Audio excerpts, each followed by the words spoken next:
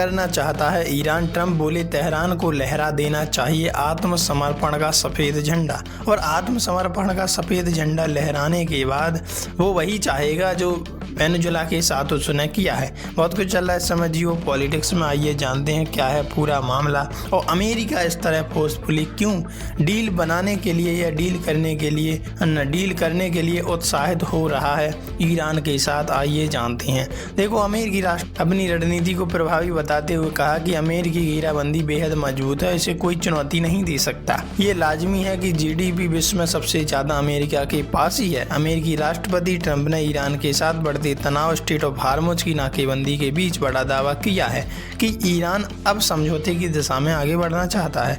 उन्होंने कहा कि तेहरान की सैन्य क्षमता काफी कमजोर हो चुकी है और उस पर बातचीत के लिए बाहरी दबाव है। ट्रंप का दावा है कि ईरान हुआ कमजोर। ट्रंप ने यह भी कहा कि ईरान को आत्मसमर्पण का सफ़ेद झंडा दिखा देना चाहिए। हालांकि उनके मुताबिक ईरान सार्वजनिक तौर पर इनकार कर रहा है, लेकिन पर्दे के पीछे समझौते में दिलचस्पी दिखा रहा है। उन्होंने आरोप लगाया कि ईरान एक तरफ उनसे सम्मानजनक बातचीत करता है, जबकि दूसरी तरफ सार्वजनिक रूप से बातचीत से इनकार करता है। अमेरिकी राष्ट्रपति ने अपनी रणनीति और प्रभावी बताते हुए कहा कि अमेरिकी घेराबंदी बेहद मजबूत है और इसे कोई चुनौती नहीं दे सकता। उन्होंने यह भी संकेत दिया कि अगर संघर्ष विराम का उल्लंघन कड़ी प्रतिक्रिया देगा।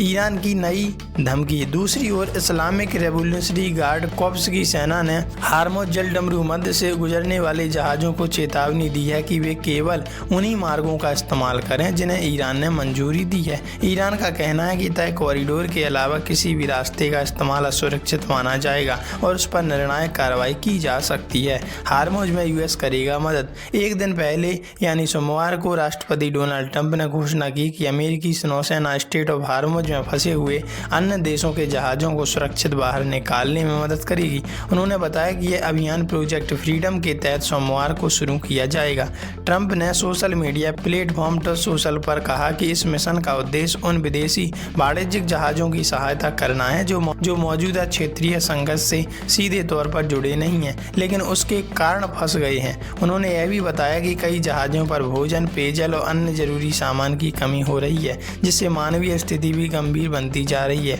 अमेरिकी राष्ट्रपति ने ईरान को सख्त चेतावनी देते हुए कहा कि इस अभियान में किसी भी तरह का हस्तक्षेप बर्दाश्त नहीं किया जाएगा और ऐसी किसी भी कार्रवाई का कड़ा जवाब दिया जाएगा।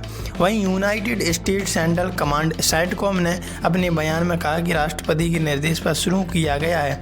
यह ऑपरेशन उन वाणिज्यिक पोतों को सुरक्षित मार्ग प्रदान करेगा जो इस महत्वपूर्ण अंतर्राष्ट्रीय व्यापारिक रास्ते से स्वतंत्र रूप से गुजरना चाहते हैं। हालांकि तनाव के बीच ट्रंप ने यह भी संकेत दिया कि अमेरिका और ईरान के बीच बातचीत जारी है और उससे सभी के लिए सकारात्मक परिणाम निकलने की उम्मीद की जा रही है। एक तरफ अमेरिका ईरान की ओर कमजोर बताते हुए दबाव बढ़ा रहा है, वहीं दूसरी तरफ ईरान भी सख्त रुख अपनाकर क्षेत्र में तनाव को बढ़ा रहा है, जिससे वैश्विक व्यापार और ऊर्जा आपूर्ति पर असर पड़ने की आशंका बनी हुई है। तो इस पर आपकी क्या राय है, कमेंट में लिखकर जरूर बताइएगा।